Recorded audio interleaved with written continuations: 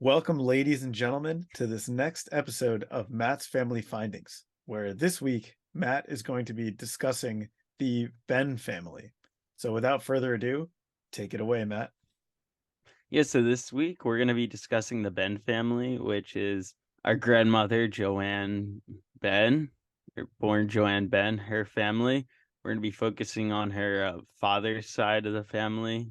To get started, we're really going to be focusing on the children of Beryl Benn and Goldie Abramovitz, who there are five children shown below. In case you're wondering, though, Beryl and Goldie are our third great grandparents or great great great grandparents, meaning that Grandma Joanne, her grandfather is Albert Benn. We're going to be seeing a little bit more how exactly it's connected in a bit. But the reason we're focusing on this is these siblings and the parents all moved from Lithuania to Lancaster, Pennsylvania. Yeah, they all followed like a similar pattern, but we're going to go through one by one and kind of look at each of their families and show some interesting things about them. So to start off, this is a picture of Beryl and Goldie. I don't know exactly when it was taken, but sometime between around 1910 and 1930, I'd assume probably around the 1920s. You can see where grandma gets her great looks from. I think it's a really interesting photo because there's certain photos that you see and you're like, wow, that's very stereotypically Jewish immigrant looking. So it's cool to see that like from our family.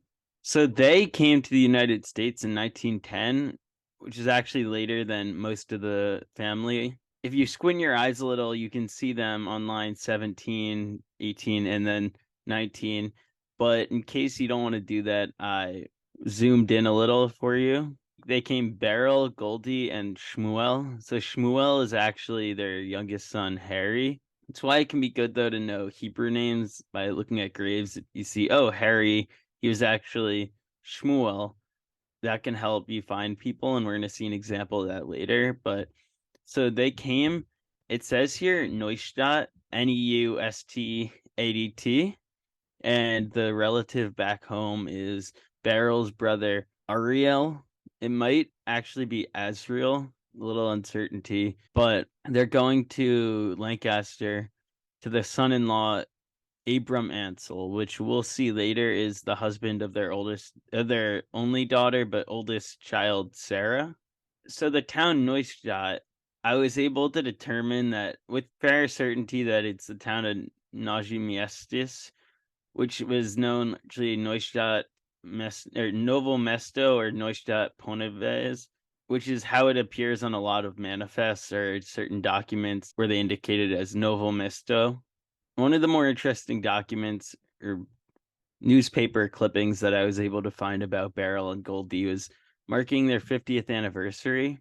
And it mentions how they were basically treated to a large party by their children in celebration of their golden anniversary, and they were married in Lietva, which refers to Lithuania, Russia in 1877, and came to this country 17 years ago. And it talks about all the gifts they got and the people in attendance. Beryl passed away in 1930 in Lancaster, and it gives his father as Samuel Benn, which would have been more of a Shmuel. It gives his wife's surname as Goldie Abramovitz, which we knew Goldie. We haven't mentioned the name Abramovitz yet, though it did show up in the tree earlier. It'll show up in a lot of other places too. The informant here, it's really useful to look at different things. Don't just be like, oh, here's the person who died and it's the parents, but even the informant is their son, William Benn, and it gives his address. And the cemetery, Dagel Israel Cemetery in Lancaster, which is where pretty much all of the Benn family is buried. So it's really cool. I would love to go out there to visit at some point. And then his wife, Goldie, or I'm right, is our third great grandmother. She died 10 years later in 1940. It again gives her surname as Abramovitz, and it lists her father as Aaron Abramovitz, which is confirmed by her grave and also some siblings that we'll get into a little bit later. The mother, it lists as Dora Lena. I haven't seen that elsewhere, so I haven't been able to verify it, but it's cool to have that as a potential name. And again, buried in Degel, Israel.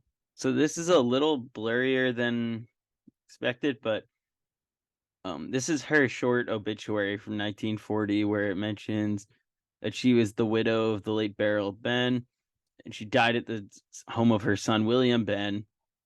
And it gives her surviving sons William, Charles, Albert, and Harry, which, as we'll see later, her daughter Sarah died a few years earlier. And it also mentions, importantly, a brother, Louis Abramovitz of Harrisburg, which I won't dive into too much in this episode, but hopefully in a later episode, we'll go a little bit more into some of the Abramovitz family members. And 24 grandchildren and 6 great grandchildren. So if you thought you were we were one of a lot of grandchildren, we got nothing on them. So the first sibling we're going to cover is our second great grandfather, Albert. And then after that, we're going to do the rest of them chronologically in age order. So this here is a picture of Albert Benn and his second wife. It was actually taken July 4th, 1936.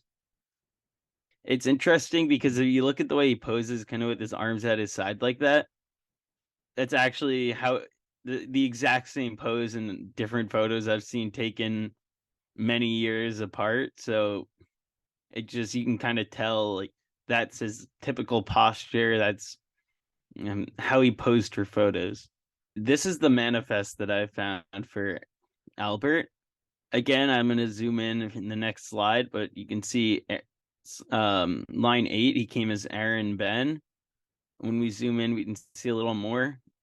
Aaron Benn Taylor, I believe that says, and he, as I mentioned, Novi Mesto to Steelton, Pennsylvania, to a cousin, David Smith. I believe that says cousin David Smith. We'll see the exact relationship a little bit later, but he was the relative that many of the siblings immigrated to. Like, he was kind of the sponsor, the person in the US that a lot of them came to. I noticed So that Ben is spelled with one N.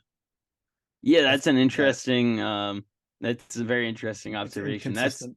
That's how I've seen it spelled pretty much prior to them living in the US. Like on all the documents early on, it's typically spelled with one N. I think the second N was kind of added as to differentiate it a little from the name or the given name Ben. Yeah, so it's an interesting thing. I don't know anything. I haven't heard anything specifically if that's why it was added or why it was changed, but that's how I've seen it spelled on like immigration documents and the such. Like even here on Albert's marriage record from 1910, it's still spelled with one N. This is from Sharon, Pennsylvania, which is actually the far west side of Pennsylvania, practically Ohio. He's marrying his wife, Bertha Levine, who was born in Corey, Pennsylvania, which is right next door. She was actually born in Pennsylvania in 1889, which I think is cool to know that we had relatives that were living here in the 1880s, like, who were born here then. We're not really going to cover her family at all in this episode because they deserve an episode of their own, but I might mention them a couple times. It mentions her father as the person who gave the like consent marriage. Abraham Levine, residing in Sharon, Pennsylvania, said it was filed March 23rd, 1910.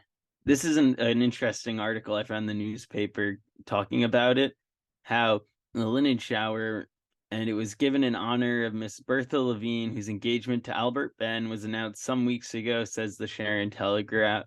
Again, only spelled with one N. And then it just talks about all the people present, which is pretty interesting. And one of the interesting things is, as I'll get into more when we talk about the Levines, Bertha's mother was a Goldberg. So the fact that a guest at the party is Miss Jeanette Goldberg is interesting. I haven't confirmed any sort of link, but I do want to look into that a little further and see if she was potentially a relative.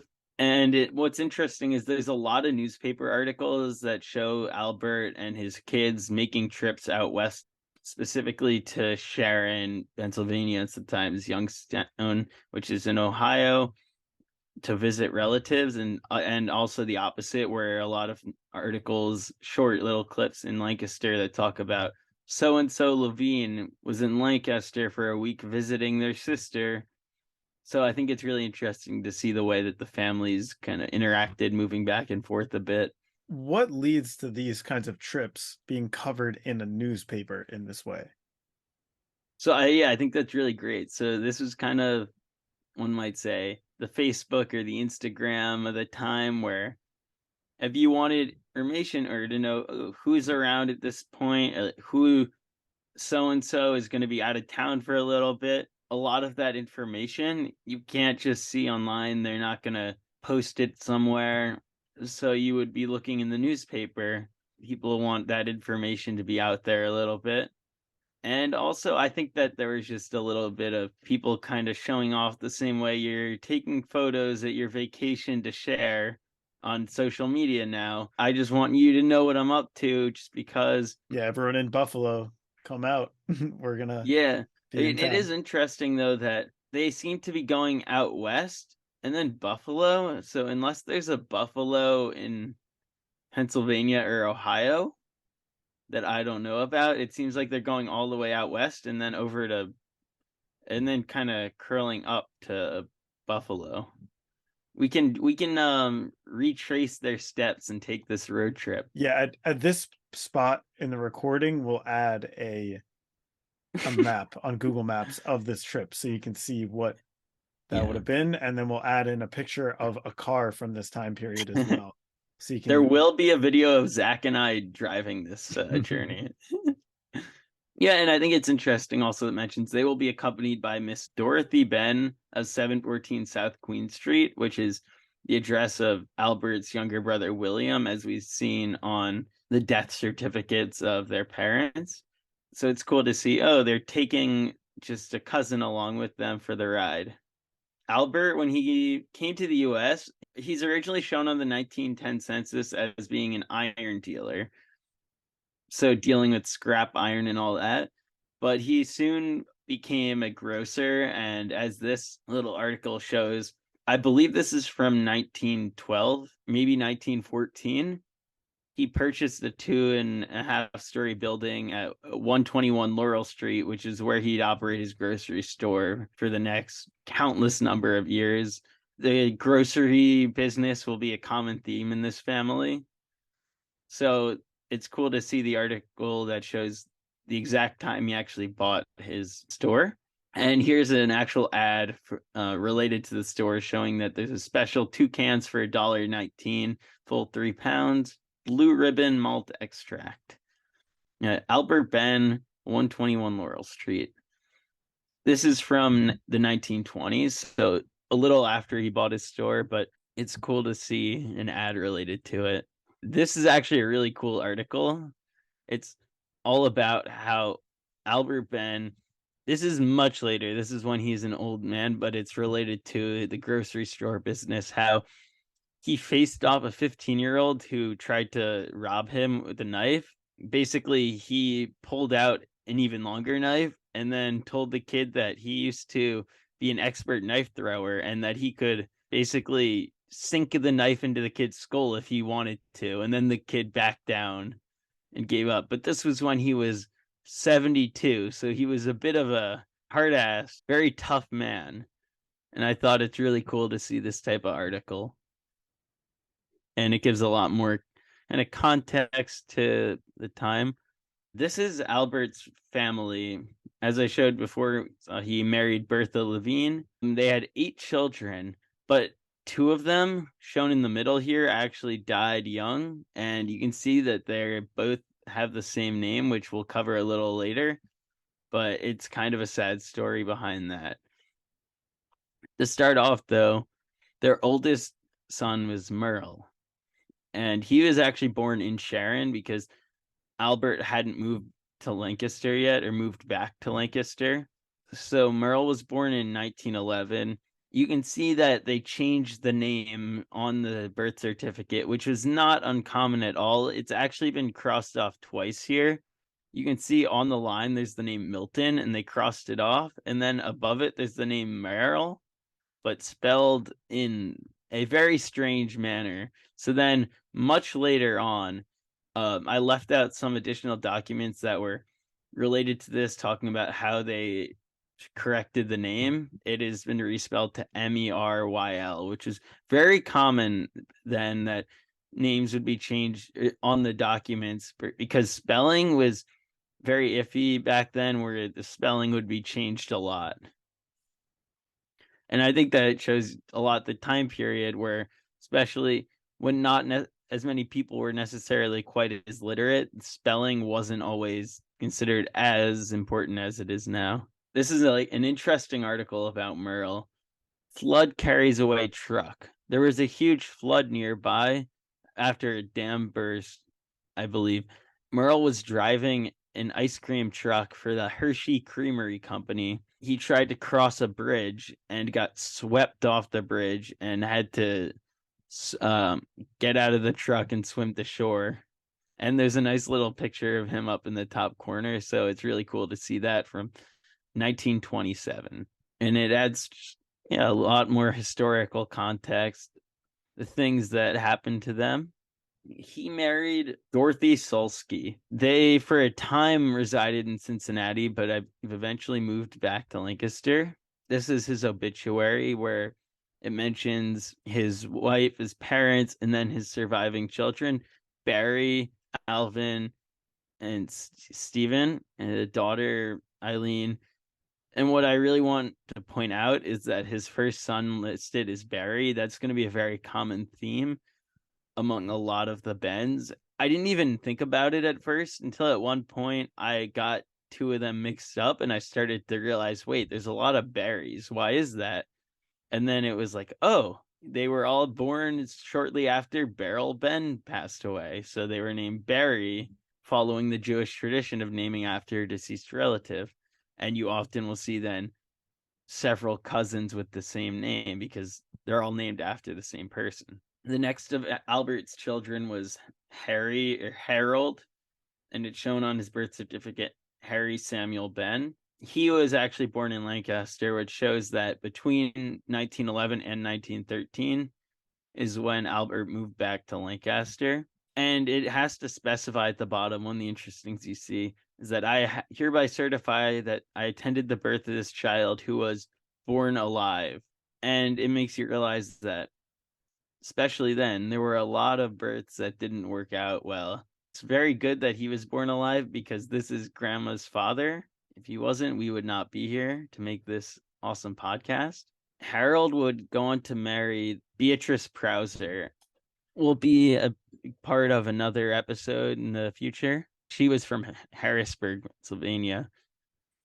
So yeah, they would be Grandma's parents. Harold would pass away in 2006. So I vaguely remember the funeral somewhat. And it mentions his children, how he had three daughters, Joanne, Barbara, and Elaine. I want to show this before getting into the next children, because it mentions Merle, who we covered before, but in an incorrect spelling. But then it mentions two of the other sons, Maurice and Leonard. This is from the National Jewish Welfare Board.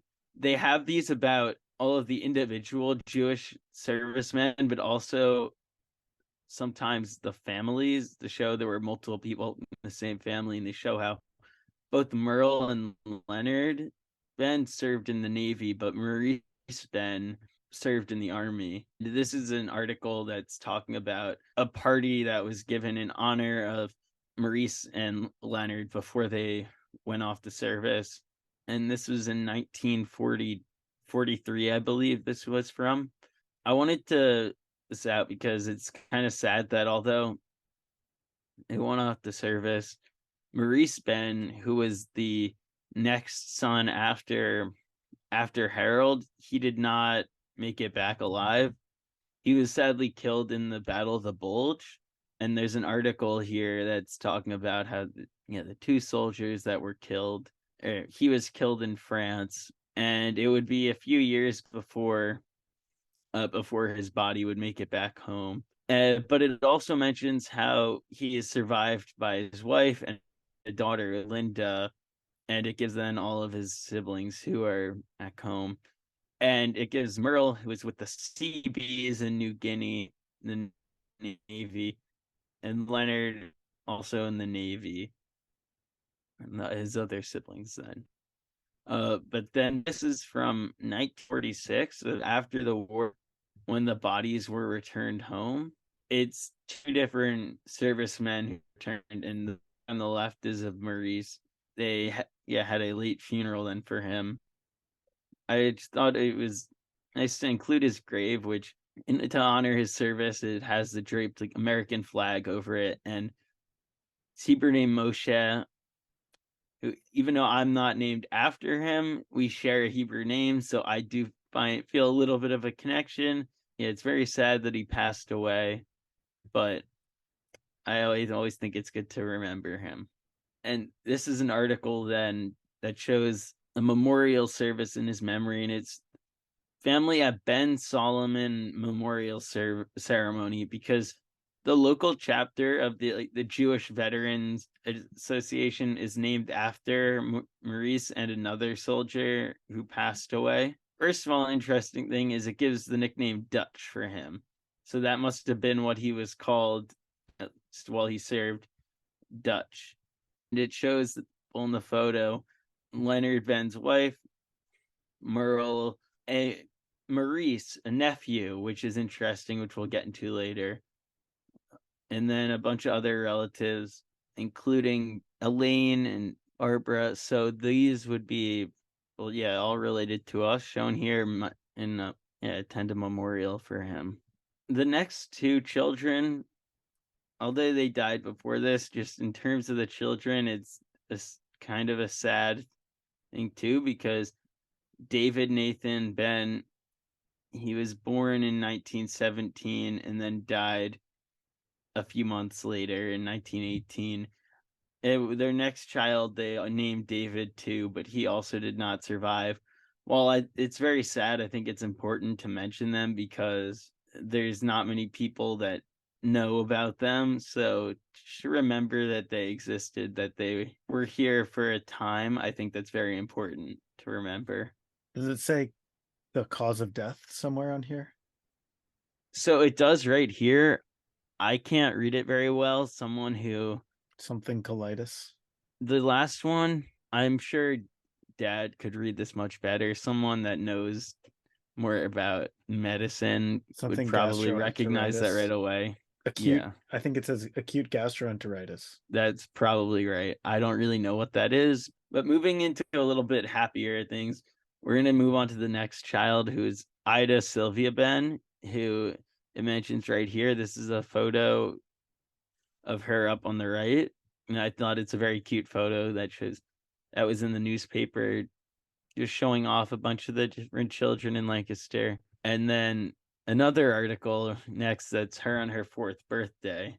And it mentions a bunch of the guests, and a lot of them are related, such as Dorothy, Rose, Anna, Fanny, and then Samuel and David Charles, and many others that were there were related, what it mentions. But I think it's a very cute thing to see a photo of her from when she was young. She would go on to marry Mervyn Selfon in 1943. So I think he was serving, as you can see. There wasn't too much for her that I wanted to put into this right now. There's a lot of things that I would love to cover in another episode, but just to move on to the next child, there's a funny article about the brother Leonard Benn, and it's how Benny Leonard turns out to be tiny Leonard Benn, and how as a young child he got lost, and he told the cops he as a 4-year-old that his name is Benny Leonard. And eventually they realized that he had switched his names and that he was Leonard Benn, and they were able to get him returned to his family. But I think it's a really, although a little scary story, it's also very cute. Everything worked out all right, and he got returned to his parents. This is him a little bit older while he was serving in the Navy, and it talks about how all the action he's seen his time. He ended up marrying in, and this is a photo of them from the engagement. They would have a son, Maurice, who was named after Leonard's brother, Maurice, who passed away. And this Maurice would serve in the Navy. I guess they didn't want him serving in the Army, though. Makes a little bit of sense. But it's cool to see that they named their son after him. He was the Maurice that was in the photo earlier at the memorial service. Here is Leonard's obituary. There's a lot of information just about his children and his siblings that are surviving and just his life. And then the last Like shot. with all of these screenshots, you're more than welcome to pause the video and Yeah. read through. As always, reach out with any questions about any of these artifacts that we have, because Matt can supply a lot of extra detail and context around them. Yeah, especially in this episode, there's a lot of newspaper clippings that help tell the story, but it's hard to read just straight through them. So I want to give somewhat of a brief overview while also moving through. There's a lot of other things that I didn't include in this because I felt like they were either too much text and didn't tell enough information right to the point, but that are still very interesting. And if you'd like to look at some of them, I'd be more than happy to share. So this is an article talking about the last child of Albert and Bertha, Doris, her birthday party, and talking about the guests, Ida, Leonard, Walter, Marion. And I don't know if you noticed, but a lot of them are relatives, because that's what you tend to see back then. It was the birthday parties were a lot of the cousins coming. And sometimes looking at the Lancaster Jewish community at the time, it felt like most of them were cousins, but although it's a little exaggeration, there were a lot of Benns and Ben cousins that were around at the time. She would go on to marry Joseph Wiener, and this is the newspaper article from their wedding, or talking about their wedding, though she would then pass away fairly young in 1959, and this is the death record and her obituary, and it mentions all her children. What is interesting is when it mentions she is survived by the following children: Beth, Marlene, Max, Merrill, Harold, and Leonard. It's interesting that several of her children share names with brothers, though that might be a mistake. I have to check if those are actual children. They could be. I will double check that. But it's also interesting that I haven't mentioned before. It mentions a stepbrother, Arthur Diamond.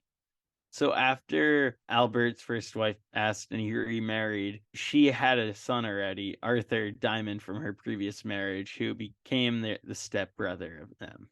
So yeah, before I move on, I want to say that we're going to talk then about a bit of a dark moment in the time of the Benn family, but also a very important time, because in 1930, the grocery store caught fire, and it talks about how it wasn't just that the grocery store caught fire, but it happened just hours after the death of Albert's father, Beryl. For your father to pass away and then just hours, your business, your place of income, to burn down, that can be very devastating. And it's one of those things where it helps you to understand what someone's going through at the time, the tough life that some of our ancestors lived, and just how sad it could be at times. Less than a year later, his wife passed away. To have your father pass away and then your wife pass away not that long after, I, as I said before, you can only imagine what he must have been going through, how he must have felt at the time. Here's her obituary, and it mentions her children: Muriel, Harold, Eris, Ida, Leonard, Doris, LeBlanc. It mentions her father, Cecil Levin. As we showed earlier in the marriage record, her father's name was Abraham, but it's interesting it refers to him as Cecil because that's on the death record. I've been unsure whether or not this is Azel or Cecil. So I don't know if his full name might have been Abraham Cecil, something of the sort, but it's an interesting thing that I'd like to find out more.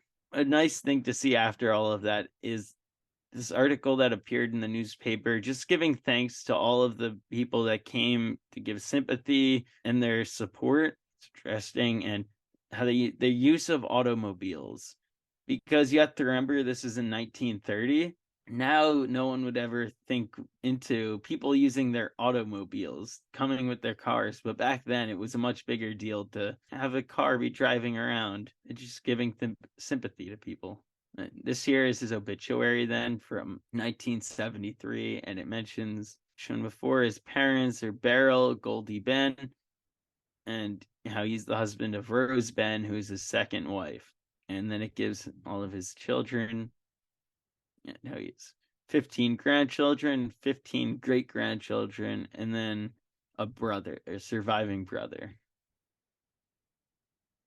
The next sibling we're going to get into is Albert's older sister, Sarah. And this is her family. We're going to show a little bit more about all the children. And as you can see, there's 2 different spouses. But first, we're going to show that Sarah immigrated in 1901, and this is the manifest.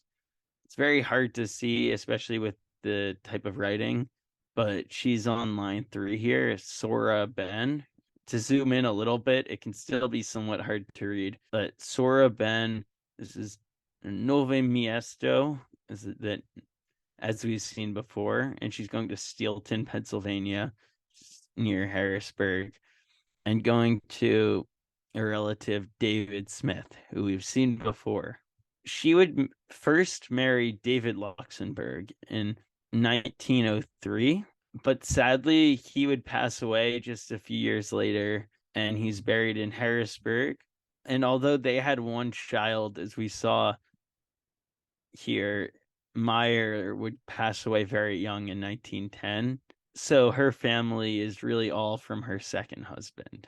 She would remarry shortly after to Abraham Ansel in 1908, and they would go on to have 4 children. Or that, just showing that she would also pass away fairly young in 1937. And as we've seen before, she's buried in Degel, Israel. And it lists her parents, Beryl Benn and Goldie Abramovitz, which it's always good to check these sorts of things to see what are they listing the parents as, because sometimes it's incorrect, but sometimes if it gives a different name, that could be a clue to some sort of relation, or that maybe the others are wrong. If it gave a different maiden name for the mother, for instance, you always want to look into that sort of thing. And also, just if they match, use that to build evidence to support that that's likely who she was. Her obituary here mentions her children, Gertrude, Walter, Samuel. Their second child together, though, sadly also passed away very young, her and her husband, Abram. But her other 3 children are very interesting. And yeah, this is Abram's obituary. He lived to be 98. It's interesting because, like the Benn siblings, so like all of Sarah's siblings, he also owned a grocery store fairly close to the others. So we're going to keep seeing that pop up again and again. His son would go on to take over and run the grocery store after him. Another very interesting thing that's kind of confused me a bit, though, related to him, is that he was the son of Abba, and his name is Abram. So, and then the 1 child who passed away very young was also Abe Aaron. So I was confused at first that it seemed like there were 3 generations in a row of an Abram, which didn't really make sense according to Jewish naming patterns or tradition. But I guess the one was more of an Abba, and then Avram, and then Abba again. So it kind of varied. It kind of seems like the same name to me, but I guess not. Their first child, Gertrude, would marry Abe Carlip, who Abe and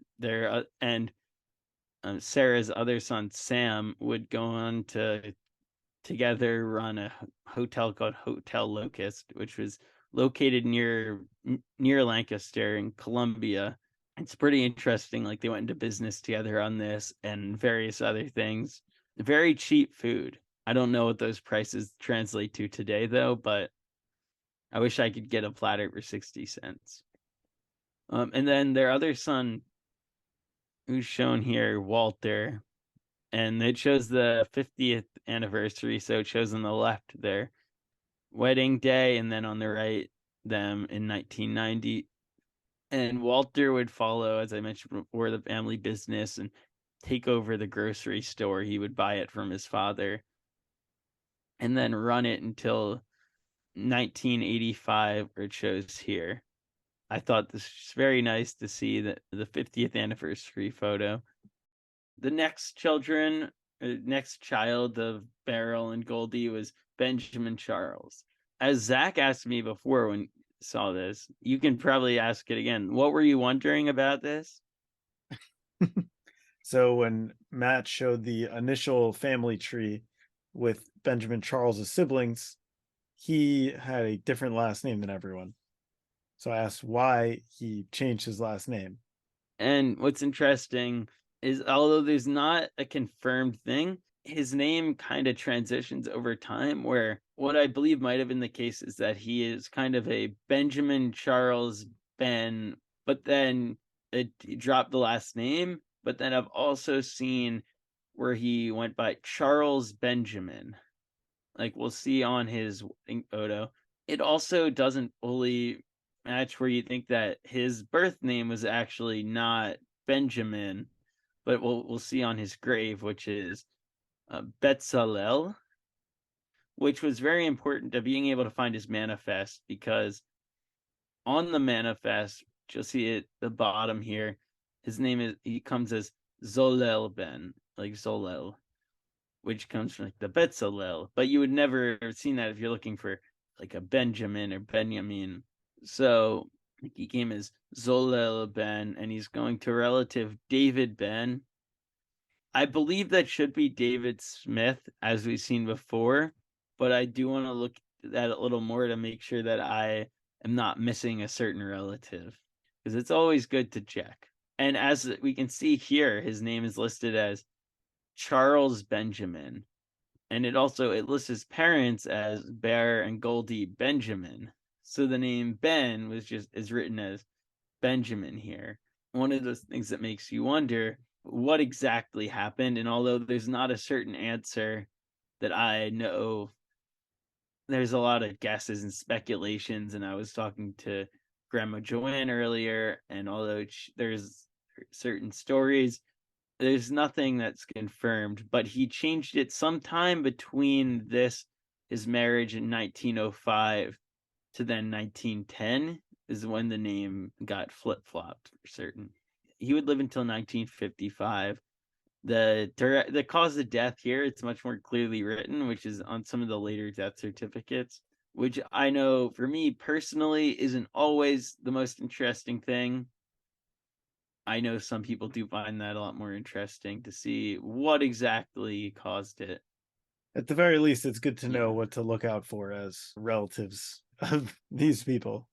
And that actually is a very big thing that some people do more in the genealogical community, is they do look for that as what are they maybe medically predisposed to more, like what things do they need to be careful of. And that is a very important aspect, but I'll let you deal with that, Zach. And this is his obituary. Again, as it mentions, city grocer, a grocer. He ran his own grocery store. It mentions, again, born in Lithuania, son of the late Beryl and Goldie. And then it mentions his survivors, 3 sons and a daughter. And we're not going to talk about them much now. I would love to do a bit more about some of the children in a follow-up, but just so we don't spend too much time, a few things that I did want to just throw out that are fun is the one son of is Jacob Charles. This is about when he was 11, he wanted to see America, so he ran away, but they didn't get very far before they decided that it wasn't as glamorous as they were hoping and turned back. And then an article that I won't say really tells much at all, but that I thought was a very, very just funny, in that it's almost nonsensical, that I thought some people might find funny. The latest potato Jeep has been discovered by Samuel Charles, grocer's son of 102 Coral Street. And then, by the way, what's become of the Jeep? Maybe he'll turn up to solve the latest mystery of the witch and the indestructible buzzard. Some of the newspaper articles at the time, I think that just helped show, like, the newspapers were just reporting to fill some of the space. You had to report on some not as necessarily important matters, but just funny situations or little funny tidbits. Yeah, I guess maybe the media was less corporatized in those days, so there was more artistic freedom for silly Yeah. comments Hmm. and artfully filling in the space. Yeah, and oddly shaped potatoes. So the next son of Beryl and Goldie is William Benn and his wife Sarah Smith. Now, what's interesting is you might recognize the last name Smith from all of their manifests, from what the siblings came to America. Sadly, I actually have not been able to find William's manifest. He's the only one, but they're all coming to relative David Smith. Now, it took me a little bit to realize this, but Sarah is actually William's first cousin. Because what I realized is that Sarah's parents are David Smith and Anna Abramovitz. So their mothers were sisters. And although it might seem weird to us now, and it is a little weird, marrying cousins was a very common thing back then and is very prevalent in many Jewish family trees. So they would go on to have 6 children, shown below. First, though, their marriage record, they actually got married in New York. As we've seen, I've shown that Sarah's parents are David Smith and Anna Abramovitz. What's interesting is William's parents are shown as Beryl Benn and Golda Glass instead of Abramovitz. I don't know why that's necessarily the case. It's possible maybe it was intentional to avoid that feeling of we're marrying first, our first cousin, and that was intentionally done. But what's interesting is the witnesses to the marriage also share the last name Glass. So although I haven't figured anything out that there's a relation, I'm wondering if it's potentially a relation so that there was some sort of miscommunication and that these witnesses are related, but I don't know how. There's always questions to be answered, and that's one of the things I want to look into. And as I was showing before, yeah. So this is Sarah's death record, and her mother is listed Anna Abramovitz again. An interesting article I found about William Benn. I believe sometime before 1920, it could be after, he was arrested for having nearly 3 gallons of liquor hidden in various parts of his house. I think that shows a lot about the time period. Here's his obituary. Was He that during died. Prohibition? I'll double check the date of this. I have it on the name of the actual JPEG that I have.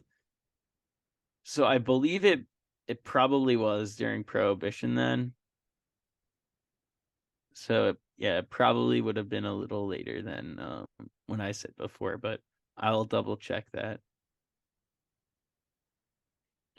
Yeah, in his obituary here, mentions his children and family and just how, and that he operated a grocery store until he retired in 1941. All right, so the final child for Beryl and Goldie that we're going to be talking about is Harry Benn, and he married Hilda Tort, and they had 4 children, but the first child sadly passed away in sea. I've actually found Harry's birth record from Lithuania, which is very cool. It mentions the parents as Beryl and Goldie, or Golda Abramovich, and Beryl's father is listed as Shmuel. It lists Golda's father as Beryl, which I believe is a mistake. It's possible that's actually the correct name, but it might have just been put as a mistake, as they put the husband's name there. By the way, this is an index that's from Jewish Gen, which is a website, or specifically Litvak Sig, which is related to Jewish Gen. Um, but they do a great job of indexing Jewish records, largely from Eastern Europe, but elsewhere too. And the information's presented in a much better form.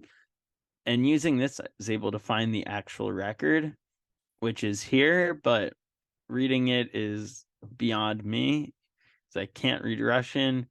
And while sometimes I can make out some of the words in Yiddish, if they're names, it can be very tough in the script. For instance, when we zoom in, it can be very tough to make out, but it's cool to be able to see this and know that this is the original record. So you're saying from 1894, his birth record. This also brings up another point, though, because this is how it helped me find the Benn family in the town of Linkuva in Lithuania. Even though all their manifests say they were from Neustadt or Novi Mesto, which isn't super far away, but they're also two different towns. And I've been trying to find the exact relation to find if they moved or if maybe they lived in one town, but they were from the other. Like they were from Linkuva, but they moved to Nove Mesto. So they're shown as this is where the family originates. In a later episode, we'll show a lot more about some of the extended family or going back much further from Beryl, because I've managed to actually do that a bit, but that'll be for a later episode. Going further, as we showed before in the tree, in the US, Harry would marry Hilda Tort. They would go on then to have 4 children. The 2 of them were Sevia and Marion, and they would actually have a double betrothal. And there's a very cool article in the newspaper. I kind of broke it up to show it bigger, but there's a photo of both of them next to each other, and it talks about how Sevia is engaged to Robert Finkelstein and how Marion is the bride, will become the bride of Nathan Summers. And their son Barry, as I mentioned before, you see the name pop up a lot because he was named after what would have been his grandfather, Beryl, and how he is serving. This is after the Second World War, but he is serving with the 3rd Marine Division in Okinawa in Japan. And this is really be cool, even though he was serving as a Navy dentist. But what's really cool is we'll see in the next slide, he was on the USS Okinawa when the Apollo 15 crew returned to Earth. They were the ship that recovered the astronauts, which is really cool. And putting yourself in his shoes, imagine how amazing it must be to see this capsule returning to Earth. You are helping to pick up the astronauts. You're the first people to see them after their return to Earth. And then Harry's obituary, which also talks about how he owned a grocery store, as we've seen before. Very common theme in the family. It mentions his parents, Beryl and Goldie Benn, Goldie Abramovitz Benn, children Barry, Sevia, and I believe Marion might have passed away by this point. Where this leads us to is that there's still a lot to discover. And some of the things I'm wondering is, first of all, earlier when we showed Albert's immigration manifest, the person below him is Fanny, supposedly also going to David Benn. I have no idea who she is. I haven't found anything about her. Maybe she's not a real person, but somehow is listed. I am not sure, and I would like to figure it out. This is the index of her immigration manifest, so a lot of the manifests have been indexed, and these cards have been created for them. So this is just showing the information, and I would like to be able to find out who she is. Next to nationality on that card, is that race? Does it I describe believe race race. as It's Hebrew? Hebrew. Yeah, and you That's see that as a lot of the things. yeah, because Uh, in every single document that we've seen so far, including in the last episode, Mm. it always referred to all of our ancestors as white, even though I've heard there was contention as to whether Jews were considered white. So it was just interesting to see that this is the first instance of an alternate racial categorization for European Jews as opposed to just white. So that's interesting that you mentioned that, because for you, it's the first time. I haven't even thought about that because I see all the time different things shown as Hebrew, Jewish, even the language they speak, I see as Jewish or um, Hebrew, Yiddish. You see all these terms mixed around. You see for race, though, it's very common to see it listed as Hebrew on a lot of things, even though I guess we haven't seen it so much so far with these people here, or with the Benns, or from the last episode. You do see that a lot. And also with other ethnic minorities, you see it listed sometimes as a separate thing, even if they could also be white.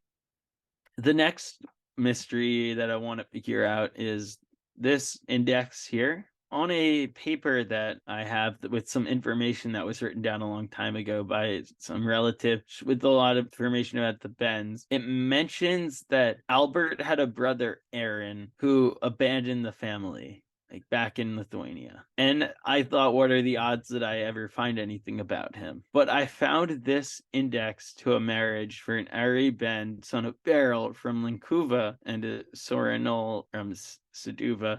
And what's interesting is they got married in Pusilatus, which is going to be a very prominent town in some future episodes. But I want to confirm if this is that missing brother, and if it is, find if there's any family surviving from them. I don't know if they ever left Lithuania. If not, it's very likely they didn't survive past the Holocaust, but I would love to find that out. I haven't been able to find anything else about them, though, so far. Those are some of the mysteries, the questions I would like to answer, but there's also plenty more out there, and there's always things you can look for. In the next episode, we're going to go look a little further back on the Ben tree, and then there's going to be a lot more questions that have not been answered yet. That's mainly it for this episode. Do you have any questions, Zach?